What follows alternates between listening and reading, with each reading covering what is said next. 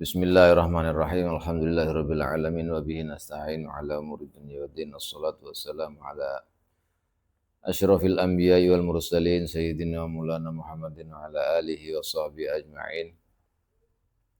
Rabbi shrah li sadri wa yassir li amri wa hlul 'uqdatam min lisani yafqahu qawli. Subhanaka la ilma lana illa ma 'allamtana innaka antal alimul hakim. Wa tub 'alaina innaka antat tawwabur rahim. Amma ba'du faqal Imam Suyuti fi kitabih Lubabil Hadis rahimahullahu taala wa nafa'ana bihi wa bi ulumihi wa bi ulumikum fid dharain amin radhiyallahu ankum ila anqal wa qala sallallahu alaihi wasallam. Masih seputar bab jamaah. 10 hadis yang sudah kita baca, 7 hadis, tinggal 3 hadis insyaallah, dan nanti akan memasuki pada bab al-Jum'ah. Wa qala sallallahu alaihi wasallam, man shallal burdain, man shallal bardain dakhalal jannah bi ghairi hisab. Masyaallah, enak sekali. Man utawi sapane wong iku salat sapa man. Salat al-bardaini ing salat subuh lan asar.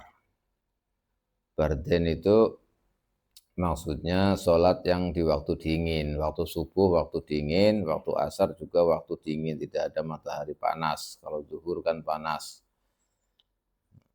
Kalau maghrib itu tengah-tengah yang kemarin sudah dijelaskan, yang secara teratur, secara berurutan. Jamaah yang paling afdol adalah sholat jamaah sholat subuh, kemudian jamaah sholat asar, setelah asar baru sholat isya, setelah sholat isya kemudian sholat zuhur, setelah zuhur sholat maghrib. Itu urutannya yang kemarin dijelaskan. Nah, kata Rasulullah, man shallal bardain, barang siapa sholat subuh dan sholat asar.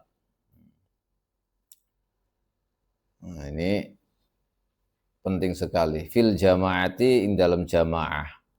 Barang siapa sholat subuh dan sholat asar berjamaah, dakhalal jannata bi ghairi hisab, mongko mlebu sapa wong, sapa man al jannata ing swarga bi ghairi hisabin, kelawan tanpa hisab. Masyaallah, tanpa ada hisab. Barang siapa sholat jamaah, sholat subuh dan sholat asar, maka dia itu masuk surga tanpa hisab. Ini enak sekali, bonus. Jadi,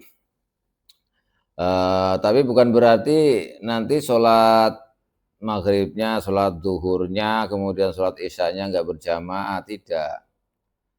Tapi yang dimaksud ini secara khusus ya kemarin dijelaskan bahwa sholat dan itu berjamaah semuanya, dan terkhusus kalau kita sholat berjamaah, yaitu sholat asar dan sholat subuh. Ini secara khusus bonusnya, pahalanya, kita ini akan masuk surga bi ghairi hisab, tanpa hisab, karena memang berat sekali. Makanya amalan-amalan yang banyak sekali pahalanya itu terpampang di hadapan kita yang dijelaskan oleh Rasulullah SAW. Kalau kita perhatian seperti ini, itu biasanya nanti akan dibonus pula. Makanya kita sering mendengarkan atau cerita bahwa ketika orang itu meninggal dunia, terjadi banyak itu yang mayatnya itu tidak hancur walaupun berpuluh-puluh tahun, walaupun sudah lama. Ini salah satu di antaranya adalah marbot masjid, atau yang biasa ngurusi masjid di dalam masjid azan, kemudian qomat dan lain-lain. Ini karena mereka memang yang seperti ini, mereka itu selalu menjaga sholat berjamaah di masjid. Sedangkan sholat berjamaah itu fadilahnya, keutamaannya banyak sekali. Sehingga pantas saja ketika mereka meninggal dunia, kemudian dihadiahi oleh Allah, dijadikan oleh Allah, dia itu mayatnya tidak hancur. Kenapa? Karena perhatian sholatnya. Makanya jangan macam-macam kalau orang yang sukanya ke masjid sholatnya sholatnya berjamaah ya. Ini orang ciri-ciri orang apa yang dikasihi oleh Allah, dicintai oleh Allah karena menjaga sholatnya dengan berjamaah. Kalau orang seperti ini berjamaah, itu biasanya dikasih bonus, dikasih pahala oleh Allah yang tak terbatas. Karena memang hadisnya jelas, man sholla al-bardain fi jama'atin dakhalal jannah bi ghairi hisab. Orang yang orang yang sholat subuh dan sholat asar berjamaah itu tidak masuk surga dia tanpa hisab. Ini kata Rasulullah Shallallahu Alaihi Wasallam dalam hadis ini. Makanya enak sekali. Maka kita jangan sia-siakan. Kalau kita tahu seperti ini, jangan disia-siakan. Karena memang itu pahalanya, keutamaannya besar sekali. Ya, semuanya bergantung pada sholat, apalagi dengan sholat berjamaah. Karena sholat berjamaah kemarin dijelaskan salah satu faedahnya itu adalah ketika kita sholatnya kurang khusyuk, kita sholatnya kurang pas lah, dengan berkumpul dengan orang, kemudian salah satu diantaranya mereka misalnya ada orang yang soleh, ada orang yang alim, yang sholatnya bagus, yang sholatnya khusyuk, maka orang-orang yang sholatnya tidak khusyuk atau sholatnya kurang dalam sholatnya itu bisa terbawa oleh orang-orang yang soleh yang ikut sholat berjamaah di situ.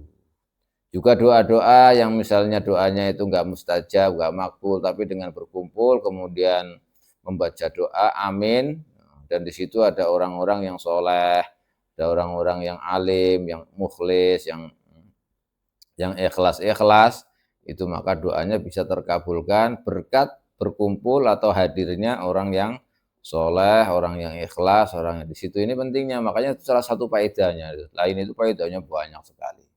Maka jangan dilupakan sholat berjamaah. Tapi kemarin ini dijelaskan bahwa ini adalah untuk laki-laki, sholatnya di masjid. Tapi kalau perempuan, itu adalah yang bagus sholatnya di rumah. Kemarin sudah dijelaskan semua tentang ini.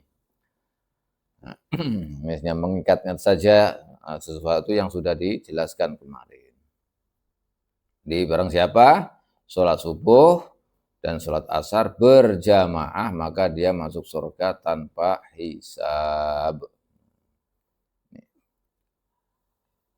Wa qala sallallahu alaihi wasallam, man syahida utawi sapane wong syahida iku nekani sapa man salat al jamaah ing salat jamaah. Barang siapa mendatangi sholat Jumat, sholat jamaah, kata apa mengko nulis sinten Allah Gusti Allah sholat al jamaati ing sholat kata apa mengko nulis sinten Allah Gusti Allah taala lahu kronoman zahiban alelungo budal warajian lan balik nulis asyra hasanatin ing 10 pira-pira kebaikan.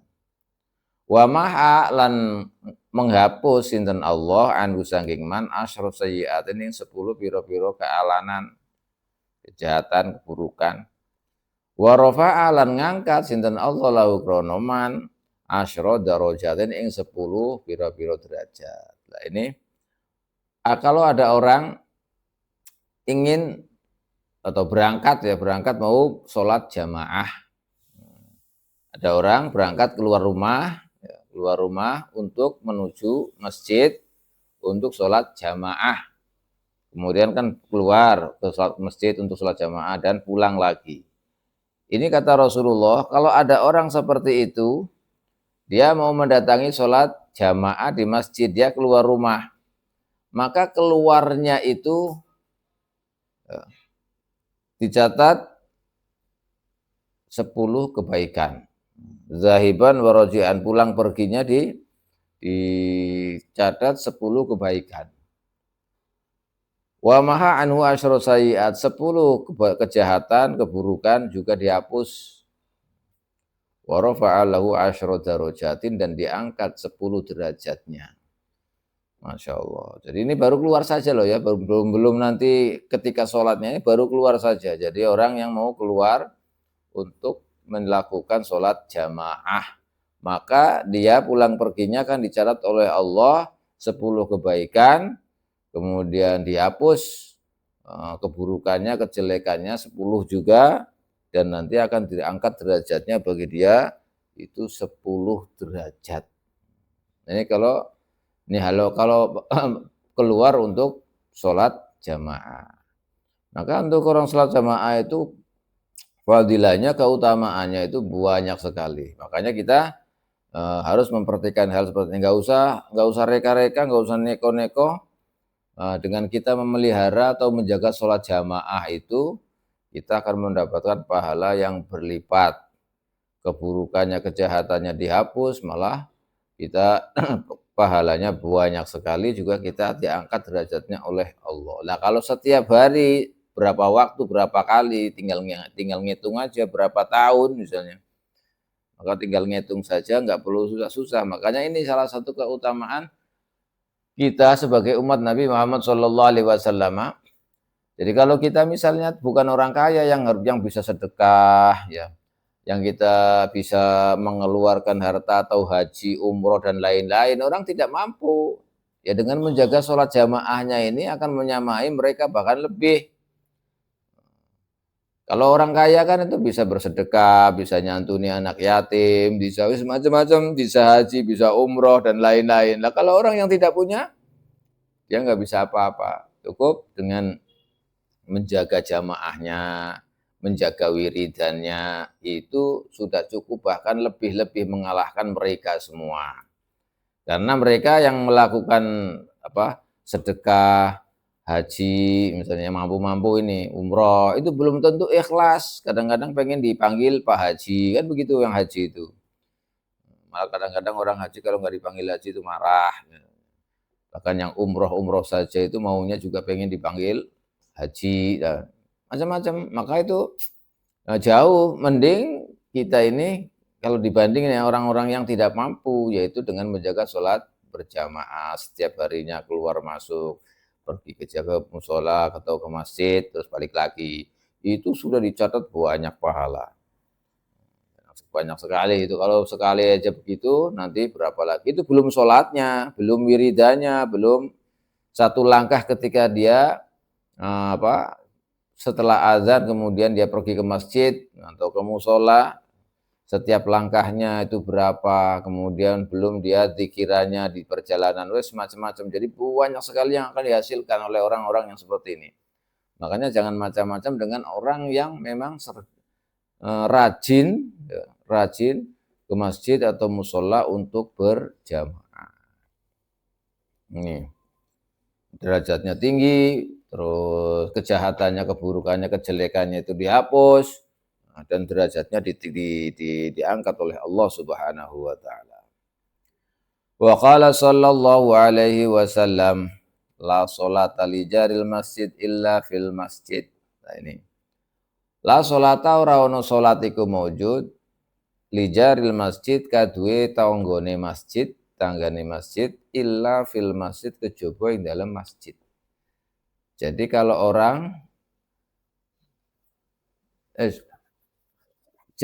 orang berada di dekat masjid, jadi tetangganya masjid, maka kata Rasulullah, la sholat li jaril masjid illa fil masjid. Tidak ada sholat sempurna bagi tetangganya masjid kecuali sholatnya di dalam masjid. Ini. Jadi kalau orang itu sholatnya di dalam berada rumahnya di dekat masjid, pokoknya di tetangganya masjid, maka supaya sholatnya sempurna, ya sholatnya di masjid, karena hadisnya la sholat li jaril masjid illa fil masjid.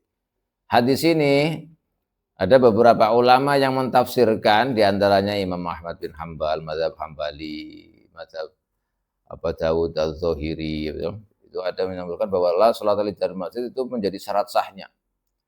Nah, ada beberapa ulama yang mengatakan bahwa kalau tetangganya masjid itu tidak sah sholatnya kecuali dalam masjid. Ada yang menafsirkan begitu. Tapi kalau jumhurul ulama, mazhab kita Syafi'i, mazhab Hanafi, dan seterusnya itu mengatakan bahwa la sholat li jaril masjid illa fil masjid, maksudnya tidak ada sholat sempurna di masjid. Jadi kalau tetangganya masjid, sholat sempurnanya, agar sholatnya sempurna, ya sholatnya di masjid, jangan sholat di rumah. Tapi ini jangan salah paham, ini adalah sholat fardu, bukan sholat sunnah. Jadi sholat fardu itu ya sholat 5 waktu itu. Sholat 5 waktu itu Kalau orang rumahnya dekat dengan masjid, maka hendaknya sholatnya di masjid. Kalau tidak di masjid, sholatnya nggak sempurna, nggak utama lah istilahnya. Maka kalau sholat yang paling utama, sholat fardu itu sholatnya di masjid. Ada beberapa sholat yang harus yang utama atau fadilahnya, keutamaannya besar, sholatnya di masjid. Dan ada beberapa sholat sunnah yang sholat yang utama dilakukan di dalam rumah. Di dalam rumah. Maka ada salah satu ulama, Al-Allamah Mansur atau Blawi, itu menjelaskan sholatun nafli fil buyuti afdulu illa allati jama'atun tuhassalu. Wa sunnatul ihrami wa tawafu wa naflu jalisun lil i'tikafi wa nahwu ilmi, dan seterusnya. Jadi yang penting begini, kalau sholat di masjid itu hukumnya sholat yang paling utama menurut hadis ini. Karena sebagian ulama mengatakan wajib, malah orang yang berada di dekat masjid, dan masjid itu malah wajib sholatnya di masjid. Kalau tidak sholat di masjid malah nggak sah. Ada yang mengatakan seperti itu dengan dalil hadis ini. Walaupun menurut mayoritas ulama, mayoritas madhab, itu mengatakan bahwa la sholat li jaril masjid illa fil masjid, itu maksudnya tidak sholat sempurna, sholatnya tidak sempurna kalau bagi tetangga masjid, kecuali sholatnya itu di dalam masjid. Ini jumhur ulama, jumhur madhab. Makanya yang dimaksud la sholat li jaril masjid illa fil masjid adalah sholat fardu. Sholat fardu. Nah, penjelasan ini sesuai dengan beberapa hadis yang diriwayatkan oleh para sahabat bahwa Rasulullah SAW ketika sholat fardu itu di masjid, tapi sholat sunnahnya di dalam rumah. Bahkan ada hadis bahwa sholatnya seseorang yang paling utama adalah di rumah. Itu yang dimaksud adalah sholat sunnah. Jadi yang dimaksud itu adalah sholat wajib. Jadi sholat sunnahnya itu di dalam rumah. Sholat qobliyah di dalam rumah. Sholat ba'diyah di dalam rumah. Misalnya. Terus sholat-sholat ini banyak sekali. Di sholat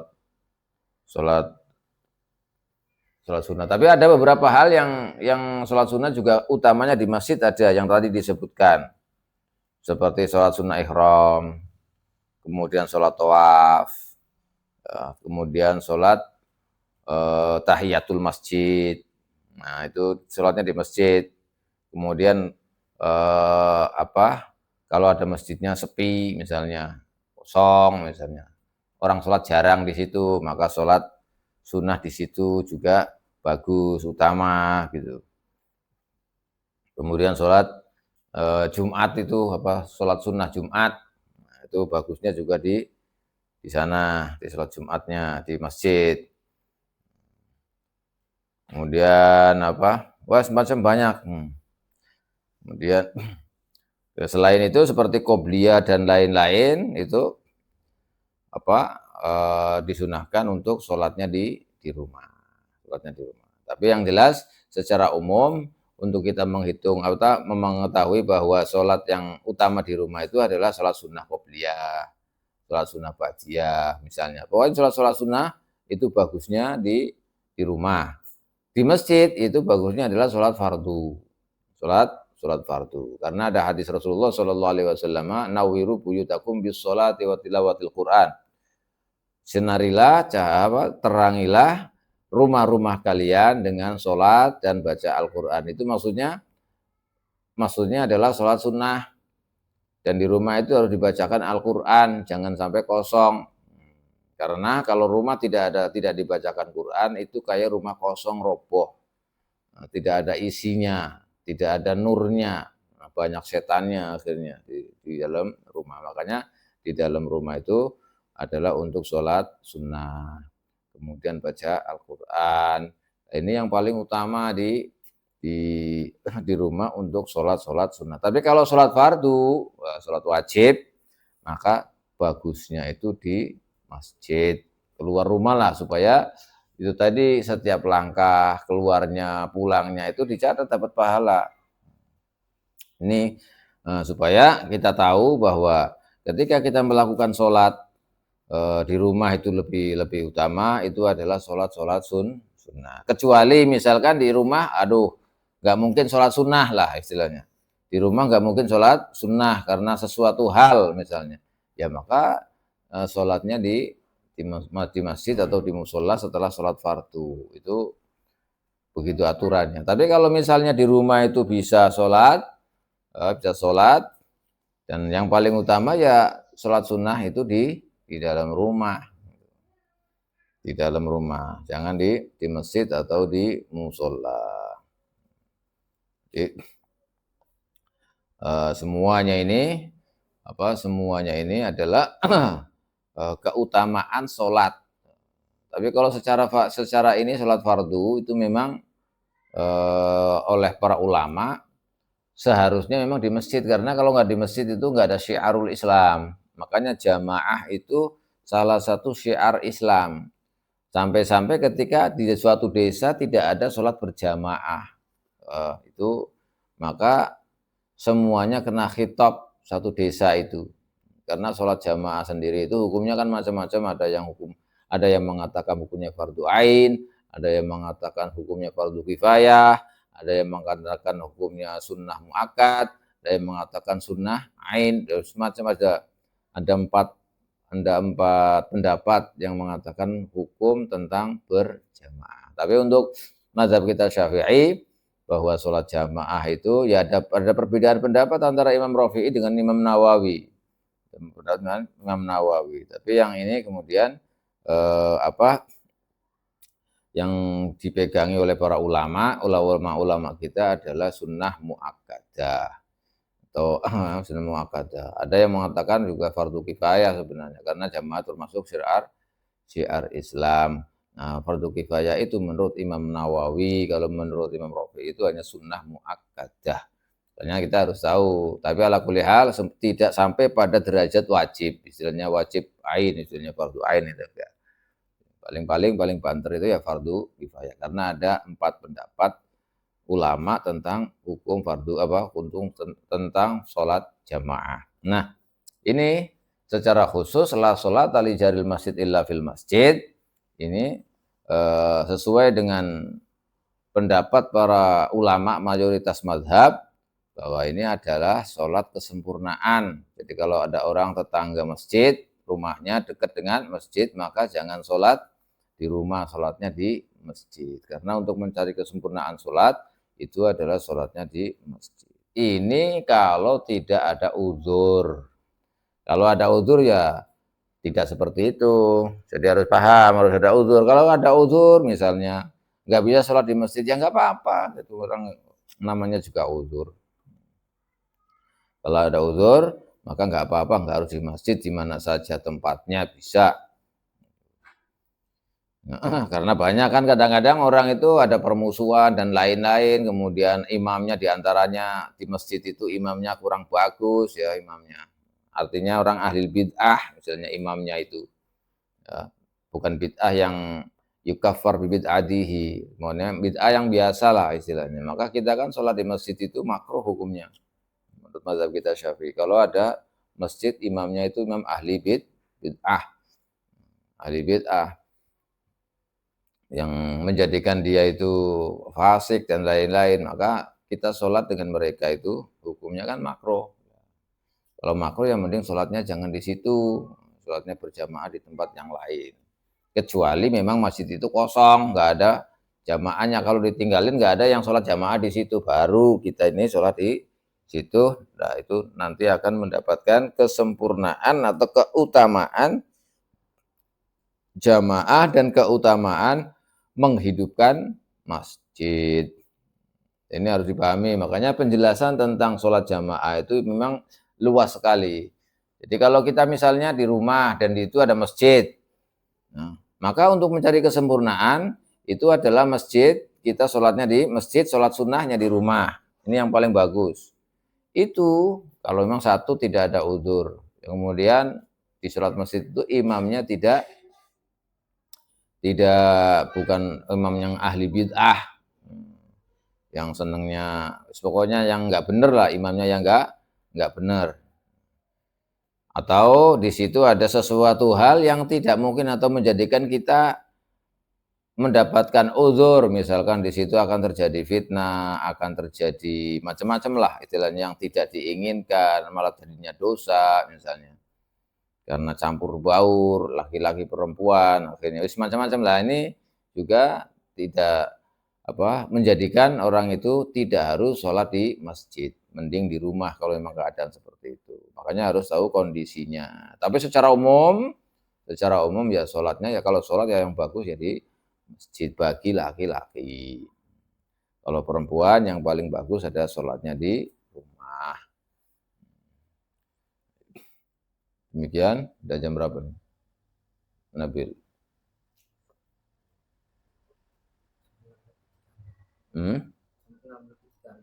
Oh ya sudah, berarti sudah sampai di sini.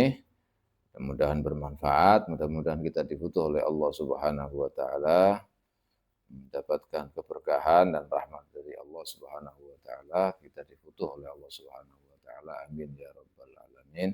Dan selanjutnya insyaallah nanti kita akan baca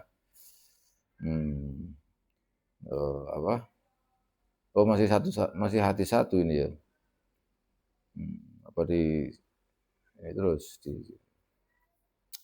Teruskan aja biar besok itu nanti tentang masalah Jumat. Teruskan aja. Wa qala sallallahu alaihi wasallam, salatul jamaati utawi salat jamaah rahmatun itu rahmah.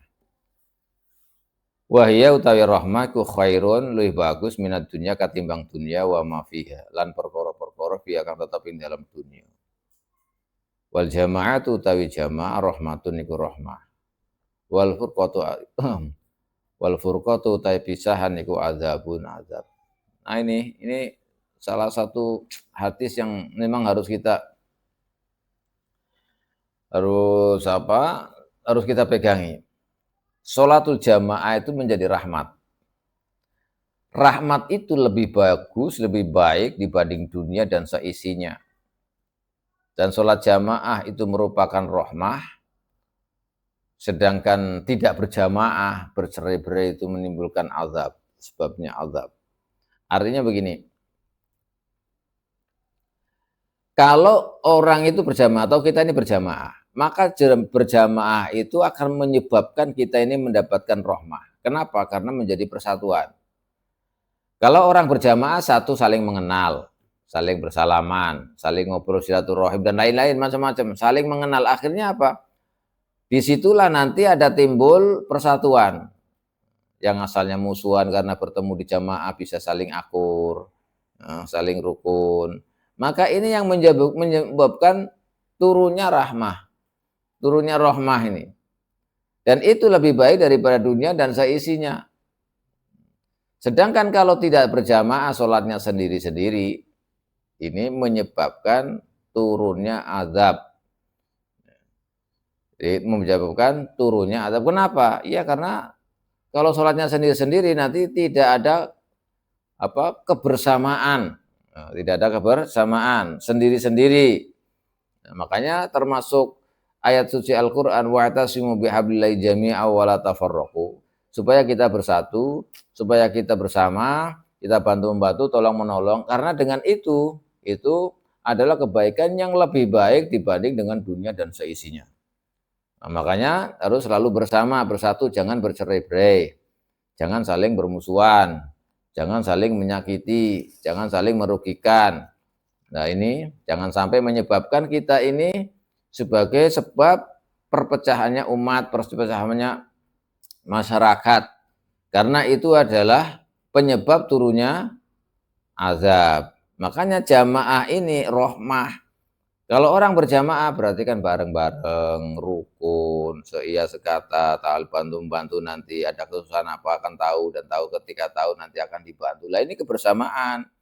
Nah kalau orang seperti itu masyarakatnya, maka disitulah ada rahmat yang akan turun. Rahmat yang akan turun. Jadi sebab adanya rahmah. Makanya kalau kita selalu jamaah, kata Imam Nawawi Banten itu, luzumu jama'atil muslimin musilun ilar rahmah. au sababun lirrahmah, kata beliau. Jadi kalau orang Islam itu selalu berjamaah, maka berjamaah ini bisa musilun, bisa menyampaikan pada rahmah atau menjadi sebab turunnya rahmah. Makanya berjamaah, jangan sholat sendiri-sendirian. Sedangkan kalau sholat sendiri-sendiri, mufaraqatuhum wal infirad anhum sababun lil azab. Jadi sedangkan kita tidak bersama dengan jamaah, kita sholatnya sendiri, atau bercerai-berai sendiri-sendiri, maka itu menjadi sebab turunnya azab, tidak rahmah lagi. Kenapa? Karena di dalamnya ada perpecahan, tidak rukun, tidak bersama. Ini yang menyebabkan nanti akan turun azab. Demikian kata Syekh Nawawi Banten. Jadi luzumu jamaatil muslimin musilun ilar rahmah, au sababun lir rahmah. Dengan wal furqatu azabun, mufaraqatuhum wal infirad sababun lil azab. Jadi kalau kita berpedoman dengan jamaah di situ, maka akan menyebabkan persatuan, dan itulah yang menjadikan rahmat turun dan lebih baik dibanding dunia dan seisinya. Sedangkan bercerai-berai atau tidak berjamaah itu menyebabkan sababun lil adab, turunnya azab. Demikian. Nanti kita lanjutkan kembali insyaallah, yaitu pada babul asyir fi fadilatil Jumu'ah. Mudah-mudahan bermanfaat, mudah-mudahan barokah, kita diputu oleh Allah Subhanahu wa taala. Amin ya rabbal alamin. Wallahu a'lam bishawab.